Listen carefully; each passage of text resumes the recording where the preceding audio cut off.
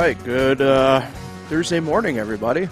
Welcome in Concrete Jungle, a New York baseball podcast, live from FingerLakes1.com studio, third floor, North Park Building, Seneca Falls. I am Paul Russo. To my right, your left, but everybody's favorite sports director, Kyle Evans, Mr. Rochester himself, Nate Sharman behind the controls, producing. Appreciate him as always. Boys, how we doing today? How we feeling? Wonderful. How are you, Paul? Good. Can't complain over here. Good. Excellent. Lot to discuss. It's been an interesting week, I'd say, for a multitude of different reasons for the Yankees and Mets. But again, I've been going back to this. It's kind of funny how things kind of mirror each other with the teams this year. And although they're exact problems, albeit with their many positives at this point with both teams, even though the problems at their probably very macro level appear different, at their core they're pretty similar. So I've been finding it funny kind of following along. So we'll kind of, usually how we do things, right? So we'll do the updates obviously and stuff like that, but we're going to dive deep into a couple of the storylines for each team here today, which I'm really looking forward to. And then for our throughway brethren here in the throughway corridor, Rochester and Syracuse, again a little bit of battle of the elements this week. So we'll touch base on them and kind of see where everything's at. And a pretty cool story has emerged out of Rochester, which I don't think got a ton of attention. I didn't even really know about it until a couple days ago, in all honesty. That involves the Finnish national baseball team, their president and manager. We'll discuss that a little bit as well when we get to them. But let's jump right in. Who do we start with on Monday? Did we start with the Yankees or the Mets? Okay. We'll start with the Mets then, obviously. Meet the Mets. Still sitting at a nice, comfortable lead in the NL East, still in first place. Taking 2 of 3 to start the series against St. Louis. Obviously, the fourth game being this afternoon. Doubleheader on Tuesday, rained out on Monday. Kind of, like I said, been the story of the week, kind of in a way for some of these teams, but to digress there. So Tuesday, game 1, the doubleheader there. 3-1 Met victory. Reed picked up the win, his first of the year out of the bullpen. Miles Mikolas picked up his second loss for the Cardinals. It wasn't exactly what I'd call an offensive Mets blowout, if you will, and that's something we'll touch on here, obviously, a little bit. Sugar Diaz picked up his 9th save of the year. Trevor Williams went 4 innings, no decision, 4 hits, but 6 strikeouts. Pretty much what they needed him to do in the spot. Although his spot in the rotation, we'll touch on this obviously when we preview the series for the weekend, still to be announced for that slot in the rotation coming up on Saturday. I'd say things are probably pointing to him probably getting the nod again there. But like I said, good job by him in just coming in kind of spot starting and getting the first 4 innings out of the way for the Mets. Dom Smith, who we'll also discuss here in a little bit, 2 for 4, double, an RBI and a run scored. Jeff McNeil also, same stat line, 2 for 4, a double, RBI and a run there. Mets do drop game 2 Tuesday on the doubleheader 4-3. Ryan Helsey for the Cardinals picks up the win out of the pen. He's been their setup. Has also closed in some spots. Yoli Rodriguez picked up the loss for the Mets, second one of the year out of the bullpen, and Yankee legend Giovanni Gallegos picked up his 7th save of the season for the Cardinals. So just Tuesday in a nutshell, and it's kind of where we kind of sit with the Mets in a way. Taijuan Walker, no decision, went 5 innings, gave up 7 hits, 3 earned, 2 walks, 4 strikeouts, but quality start again for Ty. Can't ask for much more. Mark Hanna went 1 for 4 with a home run. Eduardo Escobar 1 for 4 with a home run. So like I said, the doubleheader on Tuesday kind of encapsulates a little bit of the struggles that we've seen with the Mets the past really couple weeks or so. The offense is kind of struggling to get going a little bit. Yeah, and it is hard to take, to sweep a doubleheader, so I guess you could give them that. But yeah, overall, I guess a pretty good doubleheader for them. And then yesterday on Wednesday, positive and negatives for the Mets. Obviously, the offense really showed out. It was 11-4 victory there. Max Scherzer picked up the win, but we'll touch base on the main talking point with him. A lot of Mets fans scared. Yeah. And Jake Walsh, the loss for the Cardinals. Mark Hanna, another good game for him, 2 for 3. Hit by pitch and a walk and an RBI and 3 runs scored. Pete Alonso hit a homer, picked up another hit, also got plunked, but collected 4 RBIs along the way. Scherzer went 5 2/3, 7 innings and earned run, 4 strikeouts, but he pulled himself from the game, obviously, with the injury. There's not too much known right now. He said he called it what he called a zing on his left side, and he knew that he was done on the spot. Does have an MRI scheduled for today. Obviously, with those get done sooner than later, but that was the last update that we had as of this morning. But obviously, Kyle, that's pretty much the biggest news, at least on the field-wise, that we have with the Mets now moving forward the next couple days. Yeah, and you can understand Mets fans they're kind of frustrated, worried. I mean, they already lost DeGrom to begin the year. Taijuan Walker's already been down with an injury. I think their just pitching depth is going to be tested. I would be shocked if Scherzer didn't at least go on the 10-day IL, but I guess we could know more later today. Yeah. I think the best part about this, though, is that, like, it wasn't an arm injury. I think right away people are like, oh, is this an arm injury? You know, is it something with the elbow? But no, it happened to just be what actually the Mets were calling, like you said, left side discomfort. So I think that's kind of the best case scenario, even though he might miss some time. So I think, you mentioned a good point because, and we'll touch on this a little bit too when we get really to Syracuse in this, but the Mets have already made a couple calls up, notably Holderman out of the bullpen, and Adonis as well, who's been mostly working out of the bullpen as well, although he could probably get some run as a starter, kind of be a Trevor Williams-esque type situation. But for as good as the Mets have been, their immediate minor league help being obviously AAA Syracuse, AA Binghamton, both teams not in a good spot. Binghamton started off really hot, but they have completely fallen off over the course of the past few weeks. Obviously, we know about Syracuse's plight. We'll continue talking about that a little bit anyway today. But, there really is just no true reinforcements behind there like we usually see. You look at the Yankees, how they brought Luis Hill last week, and hopefully everything's okay with him. Unfortunately, talk about an injury prognosis. Things aren't looking good there. He popped his elbow. Was it yesterday? Yep. So hopefully things are all right there. But look, I mean, that's just an example, right, of how you have that luxury of going and grabbing a guy from AAA if you needed to for a couple games, and the Mets don't quite have that. They brought in a guy in my mind like Mike Montgomery who would be able to help with these younger guys at AAA and be a guy you could call up. But he's frankly at this point has struggled. The first couple starts he didn't get the run support. Now He's been really bad. Yeah, his ERA is ballooned up to over 5.5. 0-5 on the year. And to be fair, I mean, and you look at the other team, you look at the other pitchers, where it's Sapucki or I know the only pitcher for the Mets, the S-Mets that's pitched this week, starting wise has been Trini. And he didn't get rocked, I mean, but they pulled the plug on him pretty quick. He only went 3 2/3 against Buffalo on Tuesday, so the reinforcements within just aren't there.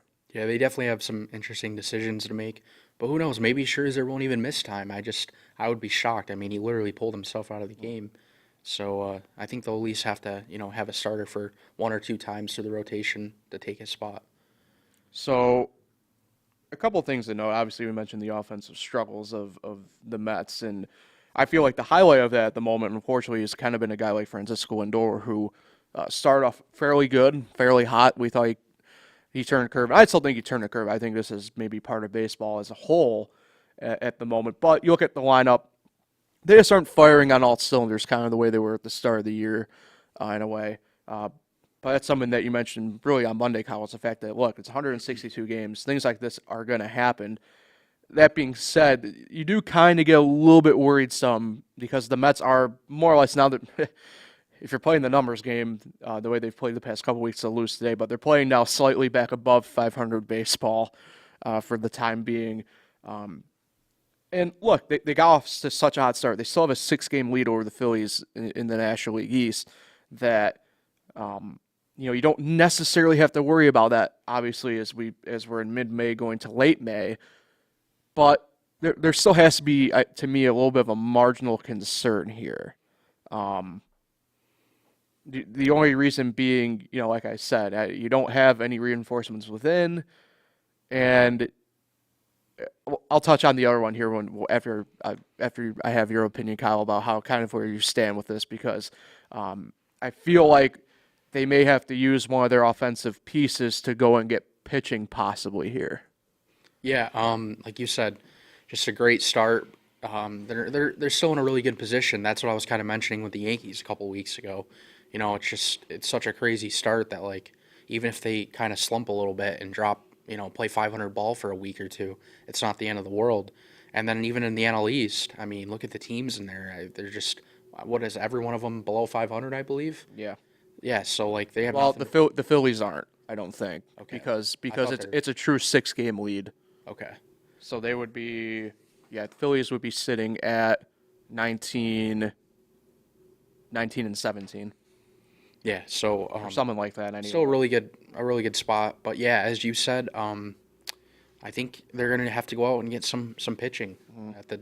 I don't know. I mean, it could even be sooner than the trade deadline. Because did you know the trade deadline's actually pushed to August 2nd? Yes. Yep. Yes. So it's a little later. I mean, not too late, too much later, but I think they'd have to make a move a little sooner probably. Yeah, the Phillies are 18 and 19, so yeah, Kyle, you're correct. Every other team's below 500 besides the Mets. Yeah. So there's that. Good job. Okay. So this brings me to really, I guess, the main talking point now. With that, obviously mentioned trade bait and stuff like that. Beginning of the year, I really did think the Mets had a golden thing in having Pete Alonso and Dom Smith with universal DH.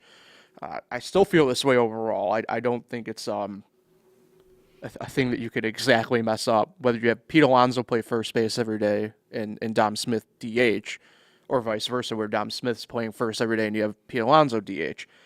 That being said, and this has really only been my one true critique of Buck Showalter throughout the years, has been the way he platoons. Dom Smith at this point now, and I understand where he's coming from here, so I'll give the quote that Dom Smith has given out, was now 2 days ago. Dom Smith, I just want to play every day, to be honest. That's what I want to do. I like where this team is going. I feel like I can impact this team in a number of ways, and that's being in the lineup every day, in my opinion. But as a person, being here since I was 22, now I'm 26 and in the same position, about to be 27. If there's a team out there that wants me to play, I would love to play every day. That's just how I feel about that. So I understand his frustration because, like I said, and the way he has played and has made himself the player he is. Now, look, we've been over this a couple different times on the podcast. He's not going to be the player that everybody thought he was when he was that top prospect. That's simply the way it is. That's something that he has even accepted. But the fact of the matter is, in my mind, the bat's too good. I get that he's struggling, but there's a lot of bats in that Met lineup struggling right now. The fact of the matter is he carried that team through 2020 in a tough spot. Did a lot of the work last year helping to keep that team at least, in a straight line, if you will, making sure they didn't get too far off track. I understand his frustration. He brings up a good point, right? He's been up with the Mets at this point since he was 22. Obviously, the first couple of years there, 22, 23, his age 22, 23 seasons, right? He was kind of bouncing back and forth. But that being said, he's been with them. That he knows how the team operates, and he more than deserves a chance at this point. I don't know. I don't think he meant to do it in the way that he did here, but he's probably made himself the trade piece now that I mentioned that you were kind of alluding to a little bit, Kyle. To go out and get pitching, because look, there are plenty of teams out there, especially in the National League still, that need whether it's a true DH architect type or that first baseman style. I know I was talking with a friend of mine last night who was a Mets fan, and one stereo he brought up, and I didn't think about it in that realm, but it's certainly a possibility. It could be a team like Cincinnati who is rebuilding, can take guys more on the cheap. And with Dom Smith, you might be able to also, you might be able to get a Taylor Maillet type. You might not get Castillo, you might get Maillet. And, you might, in that situation, you also might have to take on a guy like, say, Moustakas, but that could also help out with your offensive, dilemma in a way. But, for that would also help out the Reds in a way, right? You kind of find your Votto replacement in a couple years. You can kind of move Votto off of first base and have him be your DH or, kind of vice versa, like I said. There are teams out there that will want Dom Smith. I mean, as a Yankee fan, I'd love to have Dom Smith, to be completely honest with you. Obviously, it's not going to happen. We'll jump into, obviously, the Yankee stuff there with that, but, that's just how I feel. It might be the fact that I do like Dom Smith. He's one of my favorite guys to have watched over the past couple of years as he's kind of bloomed and kind of shown what he can kind of do after some people did write him off. Yeah, I definitely agree with you. It'll be something, definitely interesting to watch over the next few months. I didn't actually see the quote that you just said, but, I mean, you kind of get his frustration. Like he said, he's been there a while. He wants to play every day. I mean, who wouldn't want to play every day? Mm-hmm. It's not the only situation we've seen over the years with players that, just don't play every day when they should or they feel like they should. So, yeah, you kind of get his frustration. But I don't really know, other than him, like you just mentioned, I don't know who else the Mets would, be willing to trade to get a pitcher. So I think that's the perfect option. Right. I'll take him on my Pirates. Sure. Yeah, I mean, but Mitch Keller, that's really, I mean, he's struggled this year. The Mets are not going to want to take Mitch Keller. I know. I don't want to be that guy. I love Dom Smith in the lineup. The only guy on the Pirates I would imagine the Mets would possibly want would maybe be Brubaker, and even then, I've heard interesting stories surrounding him. In all honesty, they can have him too. I'd be fine with that. No. He struggled this year too.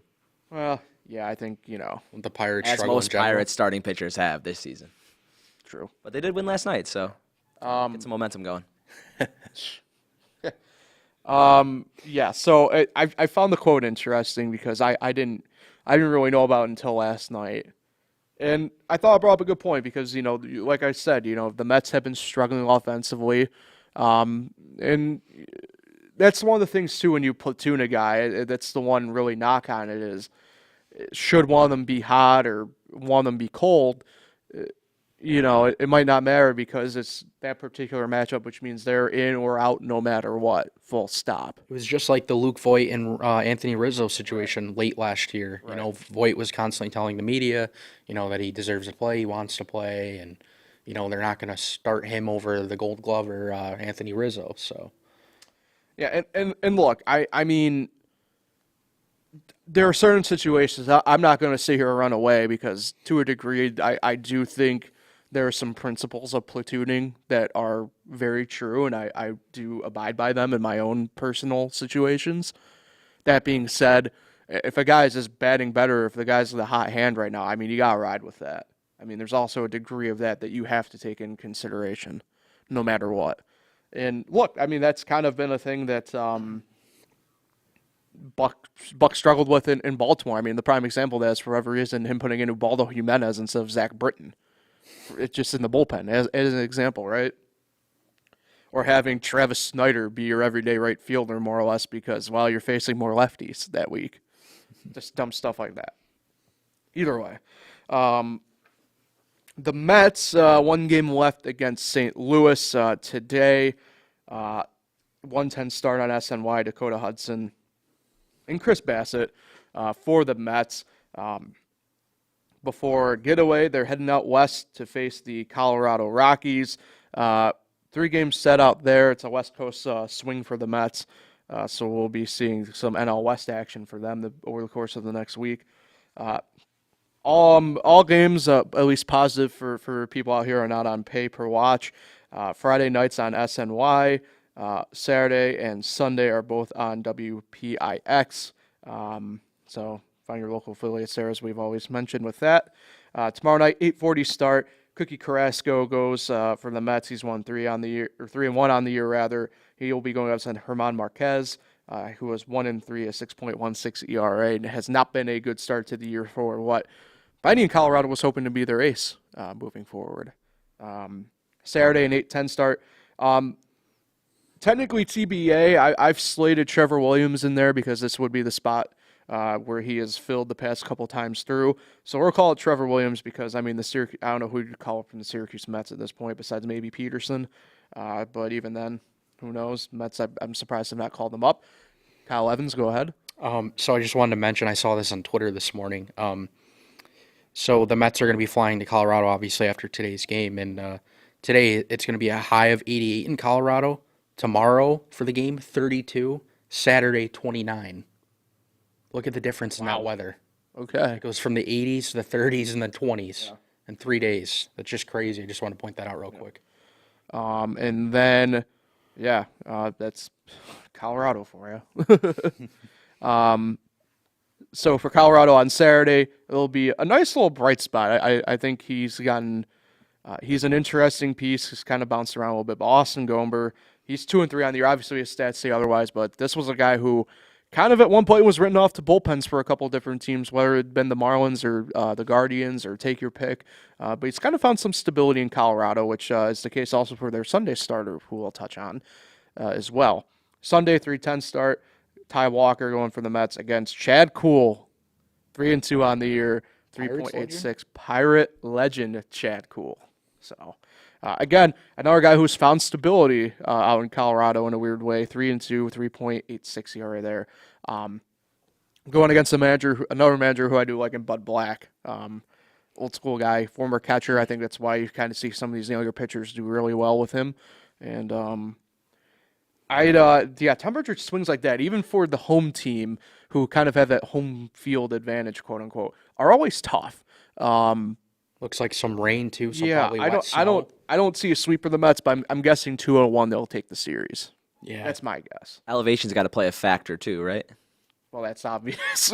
Yeah, I mean, it's just always so interesting to look at teams and any of the leagues that come in and play in Colorado and how they act. We look at football the most, but even looking at golf, you see players playing at higher elevations. Tee shots go so much further, so it's just kind of fun for me to look at, and I've always enjoyed looking at that. Yeah. All right, I'm going to say it. Go ahead. They are going to lose this series. You've said that the past 3 straight. And I won.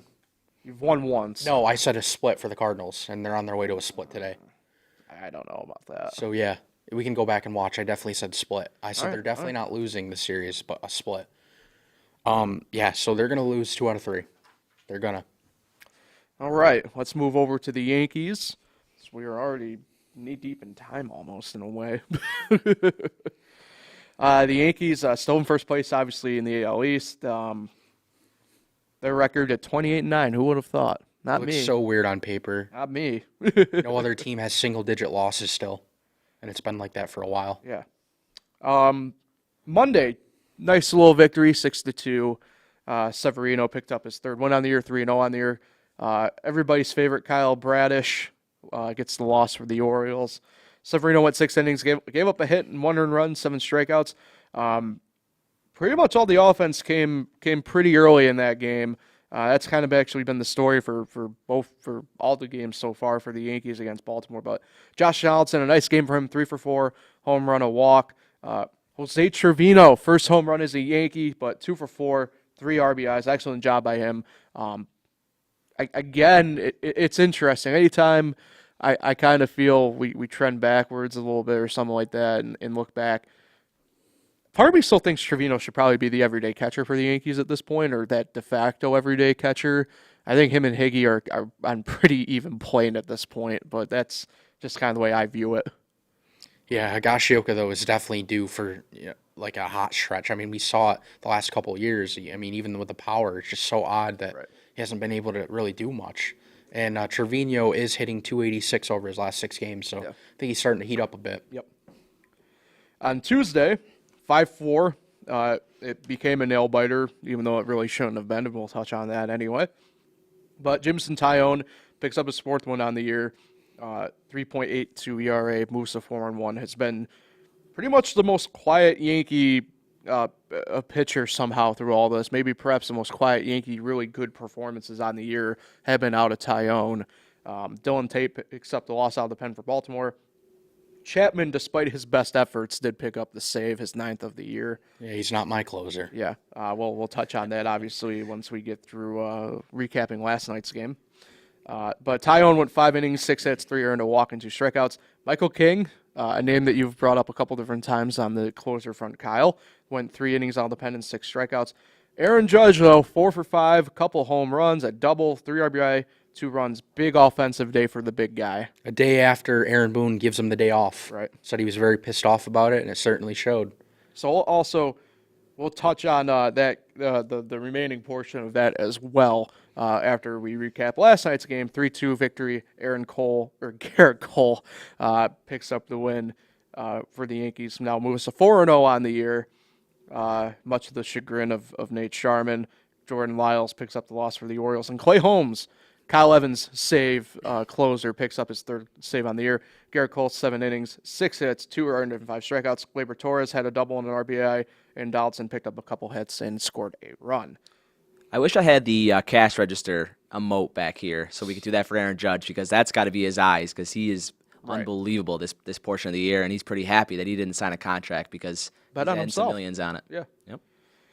So the Judge 4 for 5 game with 2 home runs, and you could definitely make the case that it might have been 3 home runs if Camden Yards had its old dimensions. And now this has become a talking point, and obviously the Yankees are highlighting it, but it's been a rumble throughout the league to start the year. They pushed the wall back and put it higher up in left field. They're tired of giving up so many home runs. Well, that's the interesting part in this. In 2021, the average home run total per game at Camden Yards was 3.21. In 2022, it's 1.06. So it definitely has done the job there. That being said, and like I mentioned, it's been highlighted because of the Yankees. So we'll touch on the Yankees quotes first before I move on to one other one. So Aaron Judge was asked first about it, more or less, because obviously the media pit goes to him first. It always does with the players, more or less. Judge, it's a travesty, man. I'm pretty upset. It just looks like a create a park now. And he's not necessarily wrong. It does give me MVP Baseball 2005 vibes when I look at it. But the one that garnered... You absolutely love dating yourself on this podcast. I do. But the one that really obviously got the discussion on was Aaron Boone, because obviously with the comments in the past with Chris Woodard and the Rangers about Yankee Stadium, Aaron Boone, he almost got 3 homers, but build your own ballpark got him. Such a great quote, and he laughed about it after. I mean, it was tremendous. But that being said, like I said, it's been rumbles throughout the league, and Trey Mancini, Baltimore's one of their best players, nobody likes it. No hitters like it, myself included. I missed that one. So what does that tell you about that? It's funny because, again, going back to people who I talked to, I had a Red Sox fan who I'm friends with also tell me, it's like, is it sad that Yankee Stadium is about the most normal ballpark in the AL East right now? And I go, I don't know if I necessarily say normal in that sense. I did bring up the fact that you could make the case that Rogers Center isn't normal, but for the time that it was built in the area that it was built, it was pretty standard. And to me, it still is a fairly standard ballpark. It's just turf. Yeah, and the Trop's a dump, so we won't even go there. But yeah, I mean, I'm not a fan of it. I mean, Camden Yards is one of the parks I still have yet to get to. I've always wanted to go. And also, like, the left field wall at Camden Yards was an interesting piece because the fans were close to the players, and the interactions you got from out there. I mean, the one that sticks out to me, go ahead and play the old guy sounder, Nate, was when Manny Ramirez robbed a home run one time. He climbed the wall, stayed up there, and high-fived a couple fans before climbing down when he was with the Red Sox. So, look, I get why ballparks sometimes have to change dimensions. I mean, it happens, I think, more times than people kind of think year to year, even if it's just fairly minuscule in nature. I mean, the one that kind of sticks out to me was maybe a decade or so ago. The Trop did it with not anything in the outfield in particular, but the walls down the foul lines. They brought in a little bit more, dropped them down lower, stuff like that. I mean, I know Oakland, the Oko, I mean, say what you want about it. That one also sticks out.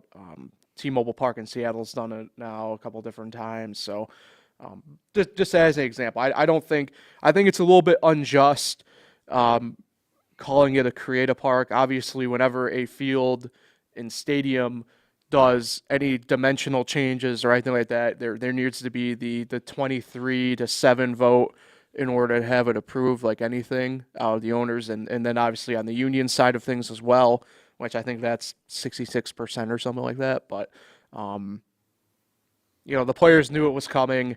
The coaches knew it was coming. The teams knew it was coming.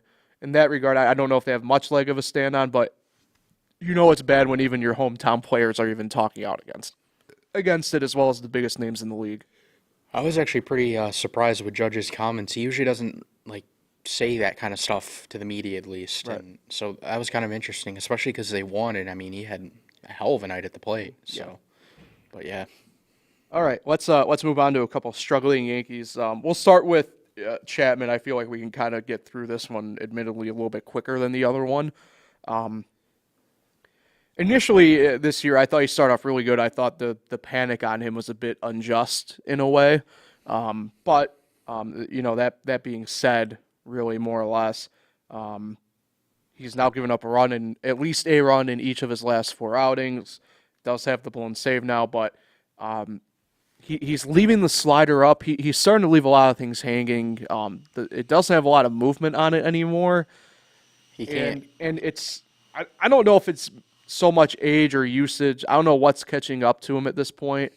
But he just is not the same pitcher right now. Yeah, he has been. He can't command his fastball, and then when he can't do that, he hangs sliders, and I mean, it's either a walk or a hit. I mean, he just doesn't get many outs. The strike, I think his fastball velocity is even down at times. Yeah. It's just, I don't like him in a save situation, and I don't understand why. I know they didn't go with him last night because he pitched 2 days in a row anyways. But, stop going with him in a save situation. I think it's tough because he is the only true closer on that team, all things considered. At least healthy right now. I think once you get Britton back, it's a different story, but he's the only true closer on that team right now. I would even take my chances with Miguel Castro, the sinker baller. Oof. Literally, Miguel Castro, Clay Holmes, Michael King, all those guys I would trust over Chapman. Well, Clay Holmes is the 4th best reliever in baseball this year, statistically speaking. I would go with Holmes. I don't know if I'd go with King. King, they're using in these bulk inning runs, as noted in his stat line from Tuesday, going 3 innings. And I think the Yankees are doing that on purpose, so that way if they put him into use as a starter at any point, he's used to going a distance. I don't think there should be a set closer. That's basically what I'm saying. I think any of the guys that I mentioned on any given night should get the ball and close it. Gotcha. Yeah, I don't know. I'm fine with going Holmes here for a little bit just to kind of see what happens. But, that being said, I don't think you can just throw Chapman to the wind either. Give him the ball sometimes. Well, the main issue with that is you have the I guess the alpha dog situation in a way. I forgot. I'd even put Jonathan Loizaga to close the game. I'm telling you, I don't trust Chapman based on his last few years. I mean, Nate's not even a Yankee fan, and he can remember all the moments that he's blown games. And oh yeah, you don't. That one game against Altuve in the playoffs when he was laughing after the fact. Wow, I will never forget. That was also 2017. Closers are gonna blow saves. I understand that, and I'll never forget that. 2017 of anything involving Altuve with anyone involves a asterisk. You hit that ball to the moon though, so it's he laughed. I would too. I would too if I know a slider's coming. But yeah, that's my point. He's shouldn't close every time. It should just be whatever the numbers are saying or whatever, Aaron Boone feels. Shouldn't just always be Chapman. That's fair. No, that part's fair. That part, yeah. And then the one to me that's actually obvious is Joey Gallo, who is 0 for 13 in the first 3 games against Baltimore. His average has now dipped to a new season low of 176. I don't even know what to say about the guy. I mean, I like him as a person. I like him. I like his defense. I like his ability to get on base. But I'm sorry, you got to stop with the home run or nothing. Do something. Adjust. I mean, striking out 3-4 times a game every single night, and that goes fair and Hicks. 2 for his last 34, 2 for 25 with runners in scoring position. Like, when are you going to figure it out? And they just continue to put him in the lineup. It's hilarious. Right. But it's good to see Marwin Gonzalez in the lineup, though, today after having a nice night in the field and a hit. I think the deal with Gallo, they'll have to try and unload him. I do feel bad. It's giving me a lot of the Sonny Gray vibes from him. No, that being said, he was kind of doing the same thing in Texas towards the end, but he wasn't struggling quite this bad. Yeah, New York definitely has gotten to him, but I do believe he's a free agent at the end of the year, so you might as well try to trade him. Yeah, I think I know the name. people are going to choke, but a name that I know has surfaced slightly has been Michael Conforto. It will involve different, obviously, things since Conforto's a free agent.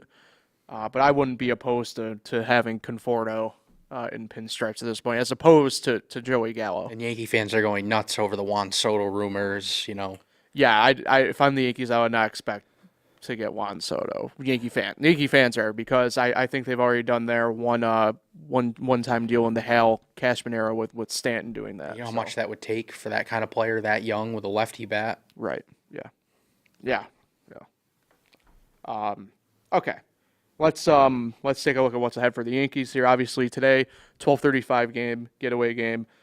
Joe Montgomery going for the Yankees. Hopefully he gets run support. He's going up against Bruce Zimmerman. Probably get 2 runs. Yeah. Oddly enough, both are fairly similar pitchers at this point. I don't foresee a high scoring affair exactly in that one. Lousy game, I think. Speaking of lousy games, the Yankees have 3 against the Chicago White Sox this weekend. 7:05, 1:05, and 7:08 starts respectively.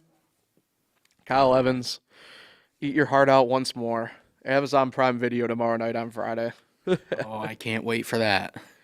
Dallas Keuchel going for the White Sox, 2-3. He's going against Nestor Cortez. Even though that's a TBA, but it is his spot in the rotation. Saturday, Agnes, 1:05 start. Michael Kopech, who will be coming off the paternity list. So congratulations, Michael Kopech, on the birth of your child. He'll be going against Luis Severino, 3-0 on the year. Look at you over. You got excited when I said Severino. No, I'm just looking at the next pitching matchup, and I see Johnny Cueto. Johnny Cueto making his second start on the year for the White Sox on Sunday Night Baseball on ESPN at 7:08. Wow. Cueto versus Jamison Tyone. Really looking forward to that matchup. That will be a pitching ninja delight, I think, on Sunday night. Sunday Night Baseball, take the over. Stop. No. Well, yes, but no. I don't think so. I think that's a bad move Sunday night, but I need to see the first couple games of the series to make a proper judgment call. When they juice the balls, take the over. Still, I understand that, but still baseball games are clipping at a going under rate of every 6 of 10 games. So that's also 3 of 5. Okay, I won't quit my day job, Paul. I mean, you barely listened to me the other day. Let's move on to our down on the farm squads before we head out. Rochester still first place in the IL East, but they have dropped 2 straight after winning 9. So as their Twitter account and social media said yesterday, they're still 9-2 in their last 11. That's still really good. Yeah, but, on the post-game story. Yeah. But Tuesday, 11-5 loss to Lehigh Valley. Bailey Falter picked up the win for the Iron Pigs. Cade Cavalli, very much so, struggled in this game. He only lasted 2/3 of an inning, gave up 5 hits, 5 earned, 2 strikeouts, 2 walks. He's been a bit of a mystery this year. He kind of, we thought, righted the ship a little bit. Look, maybe they just got to him quick there early because, like I said, just a rough, almost like for the team, the kind of like that 2/3 of an inning kind of tanked them because the offense did show up to a degree. I mean, Jake Knoll had a double and a couple RBIs. Lucius Fox had a double and an RBI. Yeah, and Josh Palacios had an RBI and a hit. Same with Andy Young. And that's the thing. He put him in a hole so early that they had to kind of climb out of it, and it was kind of too late. Yeah. Wednesday, Logan Verrett kept him in the game, all things considered, and the offense just was not there for him. Francisco Morales picked up the win for Lehigh Valley. Like I mentioned, Logan Verrett the loss. And former top pick Mark Apel picked up the save. It's been interesting kind of see the Phillies kind of work with him still and kind of figure out something for the former Astro #1 overall pick. Well, he's kind of finding it funny. That's always been a cool story to me, but that's you might be seeing the similar deal with Kumar Rocker. Anyway, like I mentioned, Verrett kept him in it. I mean, he went 5 2/3, 6 hits, 3 earned, 4 walks, and 3 strikeouts. About as good of a start as you can ask out of a guy who's a quad A pitcher, as we'd call him at this point. And look, did the job. The offense should have been there for him, and through no fault of really, I guess, anyone specifically, but you have Lucius Fox, who went 3 for 3 with a triple and a stolen base, and Stevenson got him in had a hit and RBI. That was pretty much it. Lucius Fox kind of put the team on the back there offensively, and they just couldn't really do too much with him. Yeah, and Fox has actually been red hot lately. Yeah. So that's good to see. So for the rest of the week today, I know that they're still scheduled to be playing. First pitch was 10 minutes ago because it was education. Yeah, day. it started in a rain delay. Okay. So James Marvel against Jefe Rodriguez today in Rochester. At that point, only Lehigh Valley has any listed pitchers the rest of the way. Michael Marriott for them tomorrow, and then Colton Eastman on Saturday, and then everybody else is TBA. Rochester has nobody listed, and then near to Lehigh Valley for Sunday.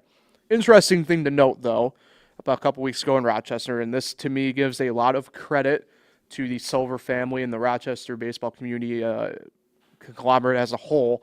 The Finnish national team president and manager, President Jukka Ropinen and manager Tero Hakkanen, spent the week in Rochester when they had their series against Scranton Wilkes-Barre a couple weeks ago, kind of seeing how the Red Wings kind of operate, the ins and outs of not only the front office and the team and everybody over on that side, but also like Matt Lecroy and the coaching staff as well. So to me, for a country that's trying to get really baseball going at that national level, I think it's pretty cool and indicative of how well Rochester operates as a team and as an operation. Yeah, that is really cool to hear. Syracuse Mets, they only played one. Yesterday was a rainout for them in Buffalo. Tuesday, though, they dropped the team in series opener 9-3. Casey Lawrence picked up the win there, as I mentioned. Rob Zatrasny picked up the loss for the S-Mets.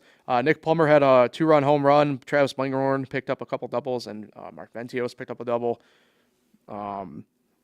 Zatrasny went 3 2/3, 5 hits, 2 earned, a walk, and 2 strikeouts. So they played 2 today. They have 5 games in 4 days, and for both teams, because of everything that's kind of going on, you also with Toronto kind of moving people up and down because their pitchers are in such an injury mess. Everybody's pretty much TBA across the board for them moving forward today when I went and looked. So big series, I'd say the rest of the way for both teams, as I know just to tease ahead a little bit to next week, they do face each other in Syracuse, Rochester and Syracuse, for the second iteration this year of the Governor Thruway Cup for Rochester and Syracuse. That's going to be a Rochester sweep. Food fight. I don't know about that, but who knows? All right, that wraps up Concrete Jungle for Thursday today. Guys, any parting thoughts before we head out of here? Nope, I don't really. You know what you're going to hear from me. Game 5 tonight in Utica. Oh, you're not going. You're such a liar. I wish I was going, but All right, fine. Utica tonight for Game 5. High series. Game 2 in Miami. Let's go Heat. That too. Yeah. All right. Appreciate Nate Sharman behind the controls producing, Kyle Evans, and myself, Paul Russo. For everybody here at FairLakes1.com, you can catch Concrete Jungle live every Monday and Thursday on YouTube. Catch up anytime there or listen on Spotify and Anchor and a couple other major podcasting platforms. So we'll catch everybody Monday morning. Enjoy the weekend.